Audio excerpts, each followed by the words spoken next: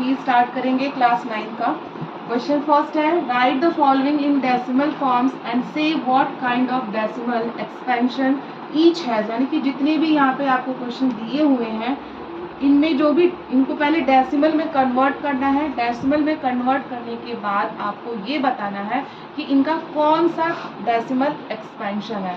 तो इनको कन्वर्ट करने से पहले हम ये समझेंगे कि डेसिमल एक्सपेंशन कितने टाइप्स के होते हैं। ये 2 टाइप्स के होते हैं। एक होता है terminating and second one is non terminating. Non terminating को रिपीटिंग भी बोल सकते हैं। पहले हम समझेंगे टर्मिनेटिंग क्या होता है। क्वेश्चन एक्सरसाइज के एग्जाम्पल से उठाते हैं। फर्स्ट क्वेश्चन है आपका 36/100। इसको आपको डेसिमल में चेंज करना है, तो आप या तो डायरेक्ट डिवाइड कर लो, उससे भी ये चेंज हो सकता है। दूसरा कैसे चेंज होगा कि यहाँ पे देखो इसके नीचे में बाई में, यानी कि इसके डिनोमिनेटर में 100 है और 100 में 2 0 होते हैं। यानी कि आपको क्या करना है, डेसिमल के बाद 2 डिजिट आना चाहिए। अगर 1000, 10 या 100 ऐसे आता है तो आपको 0 के नंबर से समझ जाना है कि कितना वो डेसिमल एक्सपेंड होगा। तो यहाँ पे 2 0 है, तो 2 0 यानी कि डेसिमल के बाद सिर्फ 2 नंबर आएगा। तो ये 2 नंबर कौन से हैं, 36 हैं। तो क्या लिख देंगे, इसका आंसर हो जाएगा 0.36।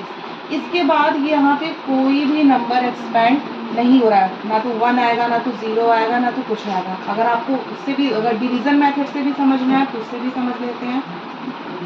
36 विल बी डिवाइडेड बाई 100।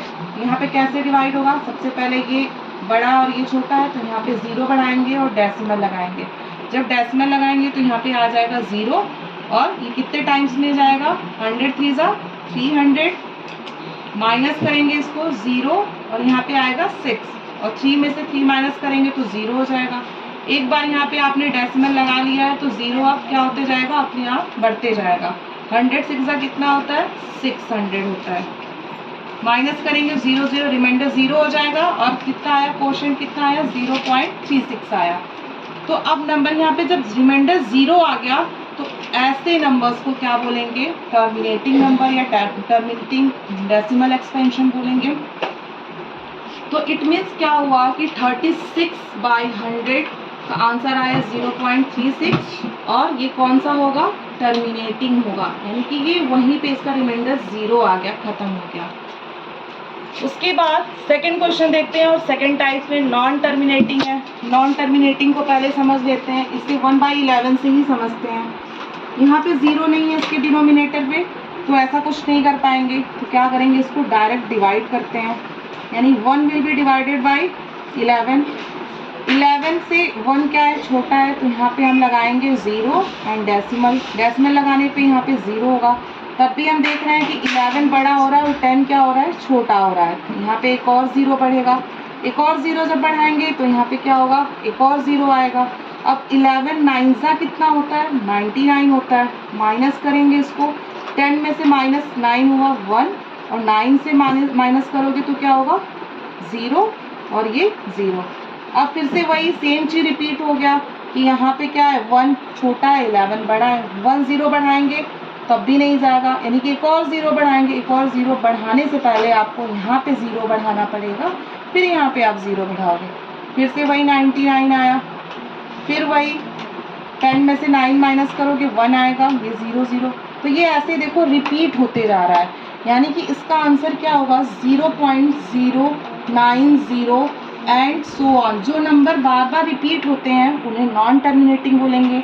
और उन नंबर्स को आप लिख नहीं सकते तो इन्हें डॉट से क्या करेंगे, डिनोट करते हैं, एंड सो ऑन। और दूसरा आप कैसे डिनोट कर सकते हो, दूसरा इसमें आता है बार।